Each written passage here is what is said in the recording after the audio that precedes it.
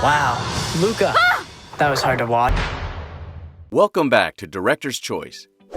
From the studio that has brought you Toy Story, Up, and many other classic animated films close to our hearts, comes Luca, a computer-animated coming-of-age fantasy film that has Vespas, sea monsters, friendships, and the Italian landscape at its disposure. The sky, clouds, the sun. Whoa, don't look at it. Just kidding. Definitely look at it. This Pixar film, distributed by Walt Disney Studios Motion Pictures, is as charming as it is stunning, and seems to be the next animated success in an iconic lineup of Pixar classics.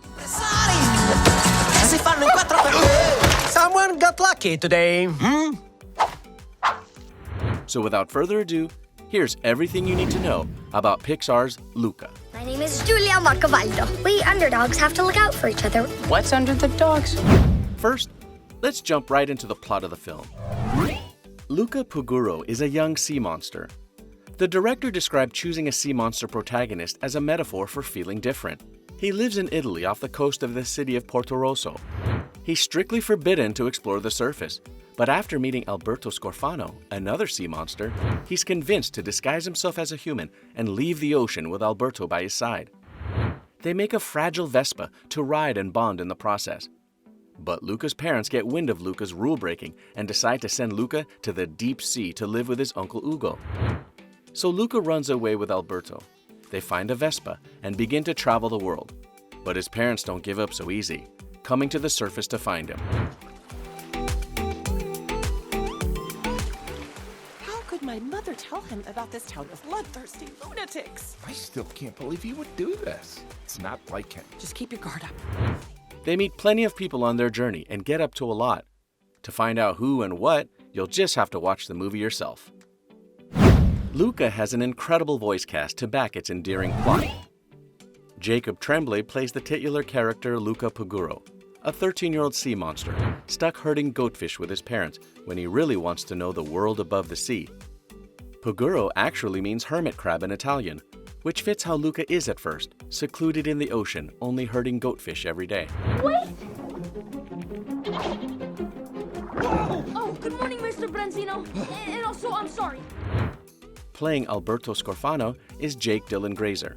Alberto is a 14-year-old sea monster who's eager to explore the outside world as well. He's free-spirited and expressive. Scorfano means redfish in Italian. Emma Berman plays Giulia Marcovaldo, an outcasted girl who befriends Luca and Alberto. So Imbecile thinks he can be a jerk because he keeps winning the race, which he shouldn't even get to do anymore because he's too old and too much of a jerk. Maya Rudolph and Jim Gaffigan voice Daniela Puguro and Lorenzo Puguro, Luca's mom and dad, respectively. There are many other voices and characters in this film. Only a couple are touched upon here. But overall, the voice cast as a whole does an incredible job bringing these animations to life verbally. Now some history of the film. Pixar first announced Luca in July of 2020. It is actually the feature-length directorial debut of director Enrico Casarosa, who had previously directed the short film La Luna, which was nominated for an Academy Award in 2011. Casarosa said the film was inspired by his own upbringing in Genoa, Italy, with the title character based on himself. Core one is the summers I spent with my best friend Alberto when we were kids. I was around 12 when I met him, and I was a timid and shy kid, and he was a bit of a troublemaker, an extrovert. He was running around. He says he wanted the film's core to be a celebration of friendship, and the friendships developed in the film, as well as the summer adventures, fundamentally changed the protagonist, Luca. The film pays homage to various Italian directors, including Federico Fellini, with a bit of the famed animator, director, and screenwriter Miyazaki too. Casarosa also found inspiration in films like the 1986 hit Stand By Me. To prepare for the animation, Pixar actually sent some of the film's artists and animators to the Italian Riviera for a trip in order to research the landscape they would be bringing to life. The film is rooted in the 50s and 60s and captures the timelessness of summer. It intentionally utilizes nostalgia to bring the viewer into the film instead of bringing the film to the viewer. Speaking of animation, let's get into that. According to the production designer Daniela Stragelva, it took a whole year to design Luca because they wanted to get to know him and get the look and feel of him right. The designers even used clay sculptures to assist with designing the character. Casarosa really wanted to find a different look, especially for the transformation scene, which has many iterations. Since he'd be using the same tools and not completely reinventing animation himself, he still wanted to take a unique approach. There's a million things you think you can't do. All you need is a chance to try. The team behind Luca focused on a more 2D pose style with wide rounded mouths and multi-limb motions that brought a certain silliness to the characters and their movement. You got a Bruno in your head. A Bruno. Say, Silenzio Bruno. Silencio Bruno. Louder. Silenzio Bruno. Silencio Bruno. Silenzio Bruno. Silencio Bruno. On the heavily relied upon reviewer website Rotten Tomatoes, Luca currently holds a fresh rating at a whopping 90%. Another reviewing method, Metacritic, gave it a 71 out of 100. It's been described as sweet and affecting, charming, light, and unique, as it deviates largely from Pixar's usual narrative formula. Though some reviewers missed that formulaic narrative Pixar has proven works time and time again, and felt Luca was a bit of a letdown. However, based on the largely positive reviews and what some reviewers write, it seems Casarosa was successful in his mission of showing a friendship form, endure, and change the people involved for the better. Alberto?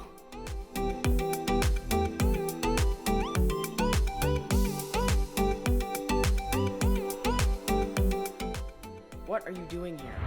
The visuals were also heavily praised, called appealing, glorious, pleasurable, and where the real magic of the movie is. The visual landscape and character design of Luca was obviously a huge focus of the project before the script was even written, so it seems Casarosa and his animating team also achieved what they set out to do from day one. Are you all right? Yeah, I'm okay. Thanks, guys. Giulietta? Papa! Luca originally premiered at the Aquarium of Genoa on June 13, 2021, and was originally set to theatrically release on June 18, 2021. However, like most films made in the past year, the film had to adjust in response to the COVID-19 pandemic, so the film was released direct to streaming on Disney+. It was released in theaters in countries without the streaming service and had a limited run at the El Capitan Theater in Hollywood as well. Casarosa has also expressed interest in doing a sequel, with the characters placed in a parent trap-type scenario. Luca is a visually stunning and remarkably heartwarming film, using a coming-of-age story to explore the depths of friendship and what it's like to feel different, then what it feels like to find your place in the world. The team behind the movie took their time to ensure it looked how they wanted it to look, and the audience would feel how they wanted them to feel. We underdogs have to look out for each other, right? Underdog.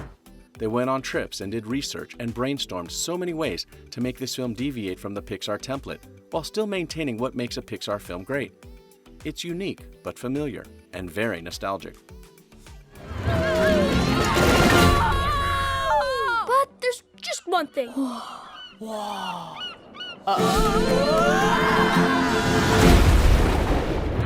With generally favorable reviews, Luca achieved what it set out to do, and it's available now for you to stream at your leisure on Disney+. So make some popcorn, dim the lights, and experience a beautiful adventure. That's all for today. Thanks for watching, and be sure to take a look at this other recent clip by Director's Choice, and make sure to subscribe and ring the bell to be notified with our latest videos.